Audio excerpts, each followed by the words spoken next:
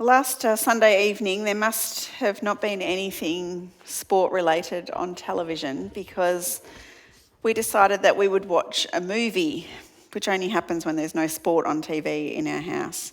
And as per usual, there was a discussion between David and I. Our son Josiah, he was upstairs. Dave and I appreciate different genres of movies and of music actually as well, but different genres of movies.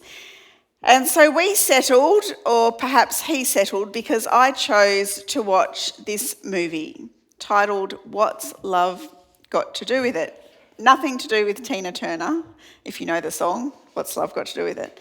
But rather it tells a story of Zoe, who you can see there on the screen, who's a documentary filmmaker who uses a dating app to try and find the right guy, and she only ever finds all the wrong guys. And then her childhood neighbour, whose name is Kaz, decides that the answer to finding love is to follow his parents' example and opt for an arranged, or what is called in this movie, an assisted marriage. And it's a marriage to a bright and beautiful bride from Pakistan. And Zoe decides, because she's a documentary filmmaker, that she would film his hopeful journey to marry a stranger. And while doing this, she begins to wonder if she might have something to learn from a profoundly different approach to finding love. And you can probably guess what happens from this image and the synopsis, and also it's a romantic comedy, so everybody knows the ending of every romantic comedy that ever happens. But I've been thinking about this movie because it was a little bit different to what perhaps we would normally expect in a romantic comedy. But there is this one quote in it that kind of caught my attention that says, you don't have to start with love.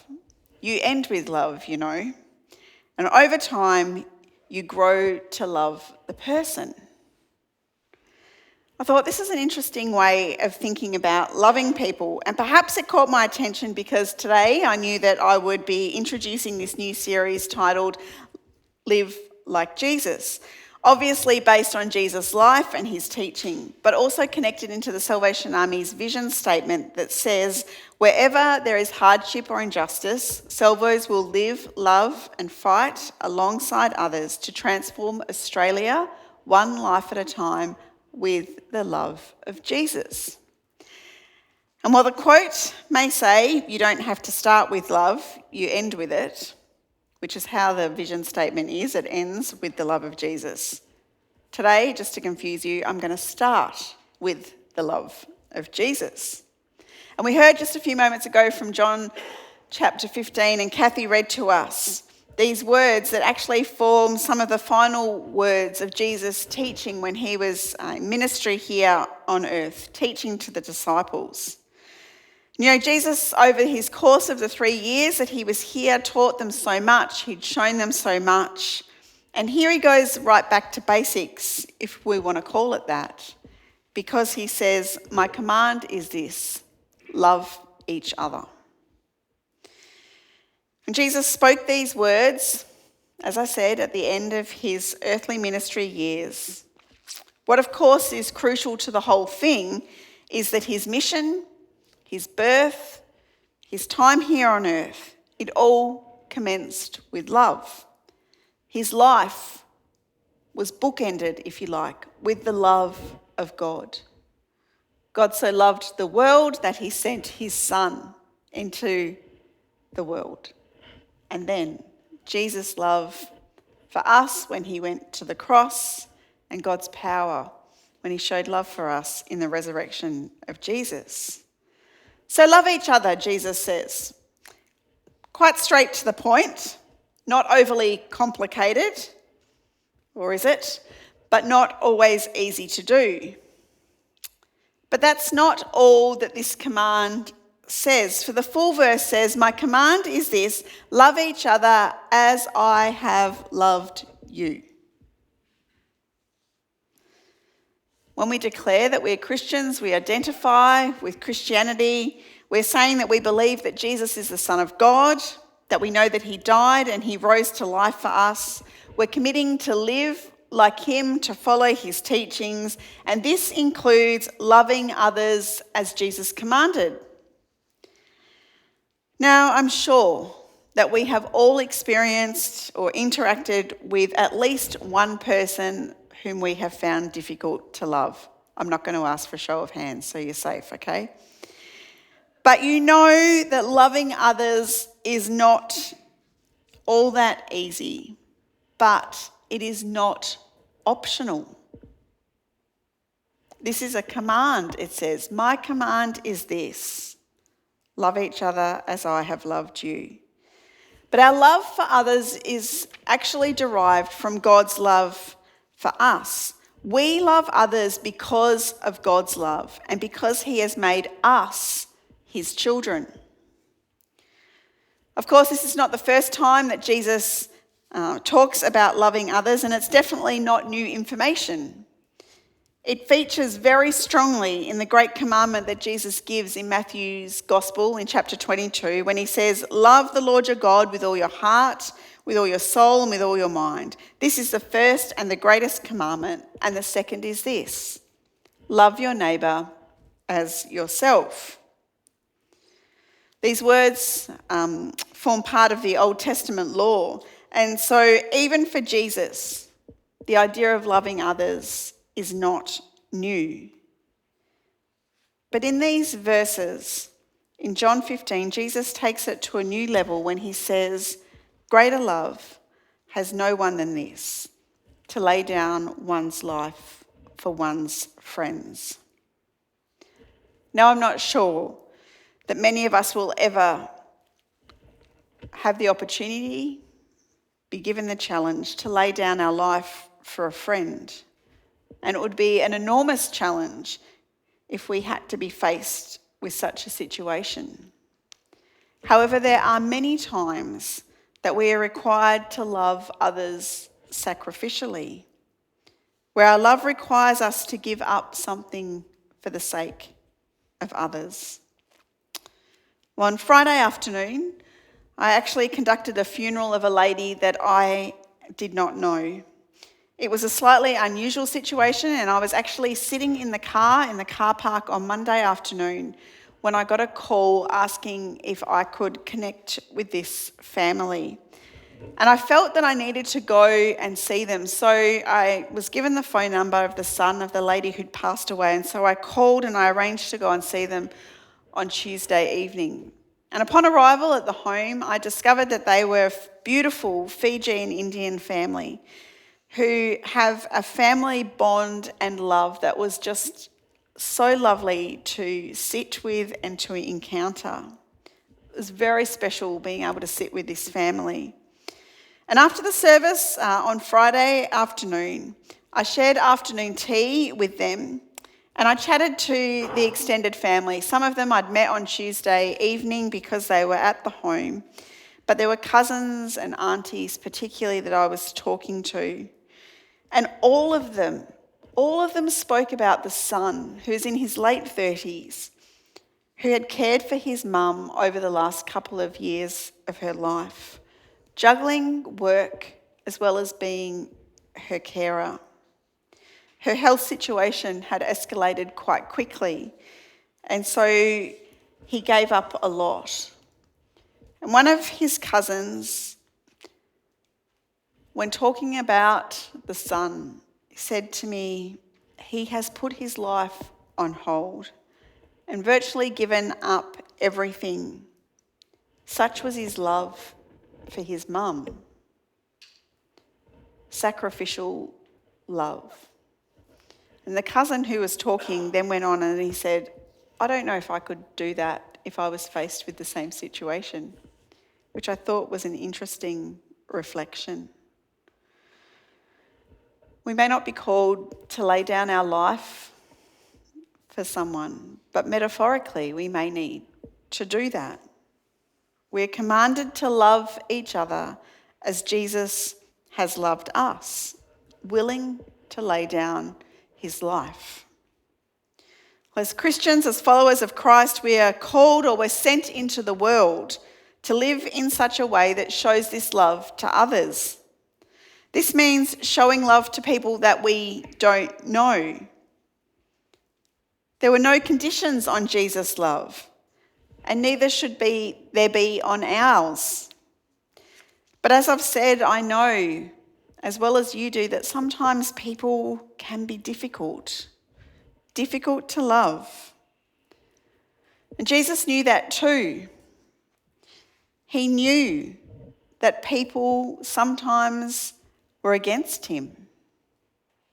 We considered even last week, if you were here, if you watched online, we were talking about how Jesus healed a man on the Sabbath, and just the opposition and the criticism that he experienced from the Pharisees and the teachers of the law. But the reality is that Jesus died for them just as he died for you and me. He showed them love just as he loves us. But you may be sitting there this morning thinking, Kylie, you have no idea about some of the people that I have to encounter or endure or put up with each and every day. And it's true. I don't know those people who are in your lives. But I know my people, the people who are in my life. Some of them that I interact with can be very challenging. But here's the thing. God's love for us gives us the power to love others. In 1 John 4, we read, "Dear friends, let us love one another, for love comes from God. Everyone who loves has been born of God and knows God. Whoever does not love does not know God, because God is love. This is how God showed his love among us. He sent his one and only Son into the world that we might live through him. This is love, not that we loved God, but that he loved us and sent his Son as an atoning sacrifice for our sins. Dear friends, since God so loved us, we also ought to love one another." Love comes from God. God gives us the power and the strength that we need to love others. A little further on in this chapter, in verse 19 of 1 John 4, it says, "We love because he first loved us." That's why we love. But this power that God gives us to love others, it's not a brute strength. Wouldn't it be great if it was just like something you could switch on? I need more power to love right now, God. Help me do that. But the ability to love others comes from accepting God's love for us and the willingness to have our hearts changed so that we have the capacity to love like Jesus. We can't do it without the help of God. Years ago, I was given some excellent advice about loving people who may be challenging, who may be different, or who would just, get on your nerves. And this advice was given to me by an older and much wiser person was this: pray for them. Quite simple. In her mind, the lady who was telling me this. You just pray for them. To which I replied, but they've done this and they haven't done that. And what are they thinking? Are they even thinking? Do they have the capacity to think about this? You don't understand. And she said, it doesn't matter. Just pray for them. Well, I had to put this into practice just a few weeks ago with no one here, you'll be pleased to know, because I was quite riled up by someone. In fact, I was so riled up, and it probably speaks to a little bit of my personality, that I had to kind of clench my teeth to stop myself from speaking, to saying something that I was going to regret. I'm not sure that none of you have ever had this, right? Never experienced this. And I didn't want these words to come out of my mouth that was my internal dialogue. And then all of a sudden, almost like a freight train, these words came into my head. You just have to pray for them. Pray for the person who's standing in front of you right now, causing you a bit of tension. But also I was reminded that the other part of this advice is that when you are praying for them, you also pray for yourself, that your heart would be changed towards them. Because Do you know how hard it is to pray for someone when you are feeling no love and when you are feeling anger and frustration? And in that instance, my mindset began to change, and I started to think things like, oh, Kylie, you have no idea what's going on for this person right now. You don't know their situation. You don't know what could have happened to them this morning. You don't know about their family and their personal relationships. You don't know if they're under extreme financial pressure. And do you know what? You don't need to know. You just need to pray for them. But it isn't simply something that we just have to do. Loving others is actually a way of living and a way of being. Before our love can truly extend to someone else, it must actually be a personal heart response to the love that God has for us. Which is why I think those words of just pray for them are so powerful. Because God's calling on us, his command for us to love others, means more than just ticking a box. It's not as simple as giving somebody a gift or saying something lovely and encouraging to a person. While yes, these are great things.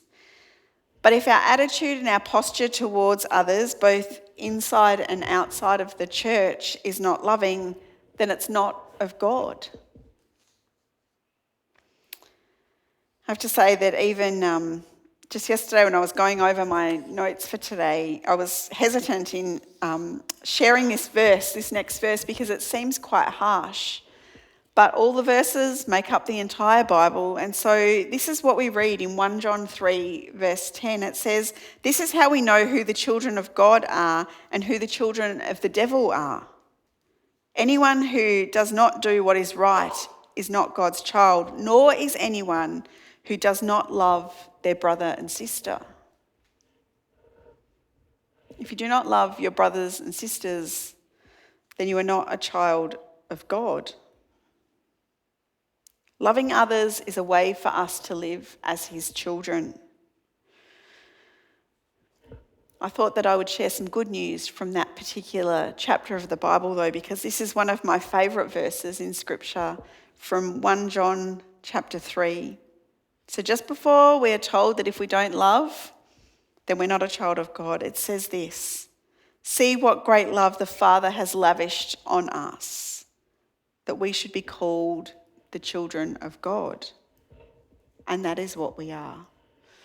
God lavishes his love on us, calls us his children, and the fruit, the outward appearance of that, is that we would love other people.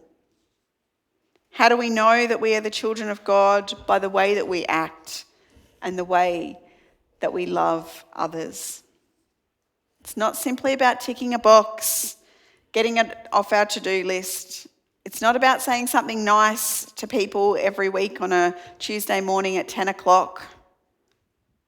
This is about sacrificial love.